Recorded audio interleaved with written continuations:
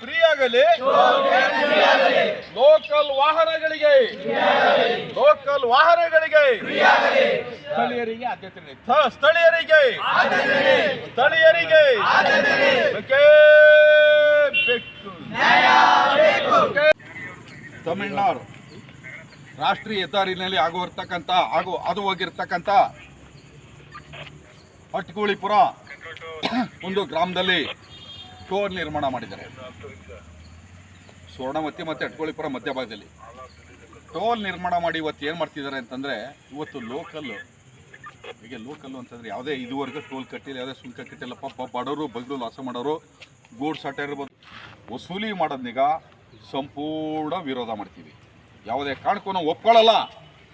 ಏನಾದ್ರು ಅದನ್ನೀಗ ನಿರ್ಬಂಧ ಏರ್ತಿ ಆದರೆ ಟೋಲ್ ಹತ್ರನೇ ಉಗ್ರ ಪ್ರತಿಭಟನೆಯಾಗ ಎಲ್ಲ ಸಂಘಟನೆಗಳು, ರೈತ ಪರ ಸಂಘಟನೆಗಳು, ದಲಿತ ಪರ ಸಂಘಟನೆಗಳು, ಕನ್ನಡ ಪರ ಚಳುವಳಿ ಎಲ್ಲ ಒಂದು ಹೋರಾಟವನ್ನು ಒಗ್ಗೂಡಿಸಿ ದೊಡ್ಡ ಒಂದು ಹೋರಾಟ ರೂಪಿಸ್ತೀವಿ ಅಲ್ಲಿ ಟೋಲ್ ಹತ್ರ. ಆ ರೂಪಿಸಿದಾಗ ಒಂದು ವೇಳೆ ನಮ್ಮ ಮನವಿಗೆ ಸ್ಪಂದಿಸಿದ್ರೆ ಸರಿ, ಸ್ಪಂದಿಸಲಿಲ್ಲ ಅಂದರೆ ನಾವು ಯಾರು ಕೂಡ ಟೋಲ್ ಹೊಡೆಯೋಕ್ಕೆ ಹಿಂಜರಿಯಲ್ಲ. ನಮ್ಮಲ್ಲಿ ಕೇಸ್ ಹಾಕ್ತಾರೆ, ಹಾಕೊಳ್ಳಿ, ಏನು ಜೈಲು ಇರ್ತಾರೆ ಇಸ್ಕೊಳ್ಳಿ ಸ್ವಾಮಿ. ಪುಟ್ಟಾಗಿ ಒಂದು ಕ್ಯಾರೆಟ, ಬೀನ್ಸ, ಟೊಮಟೊನ ತಾಳವಾಡಿಗ ಅಕ್ಕಪಕ್ಕದ ಹಳ್ಳಿಗಳಿಗೆ ಹೋಗ್ತಾ ಇದ್ದಾರೆ ಸ್ಥಳೀಯರು. ಆ ಸ್ಥಳೀಯರಿಗೆ ಇವತ್ತು ನೀವು ಟೋಲ್ ವಿಧಿಸಿದ್ರೆ ಎಷ್ಟು ಸರಿ? ಟೋಲ್ ವಿಧಿಸೋದ್ರಿಂದ ಅವ್ರಿಗೆ ಬರ್ತಕ್ಕಂಥ ಲಾಭ ಎಷ್ಟು?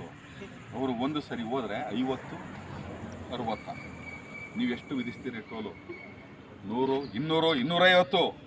ಇದು ನ್ಯಾಯನಾ? ನೀವು ಸ್ಥಳೀಯ ಬಡವ್ರ ಬಗ್ಗರಿಗೆ ಕೊಡ್ತಿರಕ್ಕಂಥ ಸಾಮಾಜಿಕನ ಇದೇನಾ? ಆದರೆ ನೋಡೋ ಉದ್ದೇಶ ಏನು? ನಾವು ಹೊಡೆಯಲ್ಲ, ಆದರೆ ನಮಗೆ ಸ್ಥಳೀಯವಾಗಿ ನಮಗೆ ಸುಂಕ ಹಾಕೋದನ್ನೀಗ ತಪ್ಪಿಸಿ ಟೋಲ್ ಫ್ರೀ ಆಗಬೇಕು. ಆಗಲಿಲ್ಲ ಅಂತಂದರೆ ಉಗ್ರ ಚಳುವಳಿ ಆಗೇ ಆಗುತ್ತೆ. ಇದ್ರಲ್ಲಿ ಎರಡನೇ ಮಾತಿಲ್ಲ. ಅವನ ಹೆಂಡತಿ ಮಕ್ಳು ಹೆಂಗೆ ಸಾಕ್ತಾನೆ? ಇದು ಸಮಸ್ಯೆ ಕ್ರಿಯೇಟ್ ಆಗಿದೆ. ಎಲ್ಲಿಂತ ಅಂತಾರೆ, ಇಲ್ಲಿ ತಳಮಟ್ಟಿಂದ. ಇವತ್ತವರು ಬಣ್ಣಾರಿ ಹೋಗ್ಬೋದು, ಸತ್ಯ ಹೋಗ್ಬೋದು, ತಮಿಳ್ನಾಡು ಎಲ್ಲರೂ ಹೋಗ್ಕೊಳ್ಳಿ, ನಾವು ಬೇಕಾದಿಲ್ಲ. ನೀವು ಮಾಡಿ ಟೋಲ್ ಮಾಡ್ಕೊಳ್ಳಿ, ಅದು ವಿರೋಧಿಗಳಲ್ಲ. ಲೋಕಲ್ಲಾಗಿ ಎಂಟೈರ್ ಕರ್ನಾಟಕದಲ್ಲಿ ನಾನು ಕಂಡ ಮಟ್ಟಕ್ಕೆ ಅದು ತುಮಕೂರು ಆಗ್ಬೋದು, ಬೆಂಗಳೂರು ಇರ್ಬೋದು, ಮತ್ತು ನಂಜನಗೂಡು ಇರ್ಬೋದು, ನರಸೀಪುರ ಇರ್ಬೋದು, ಲೋಕಲ್ ಅವ್ರಿಗೆ ಎಲ್ಲೋ ಒಂದು ಕಡೆ ಆದ್ಯತೆ ಕೊಟ್ಟಿದ್ದಾರೆ.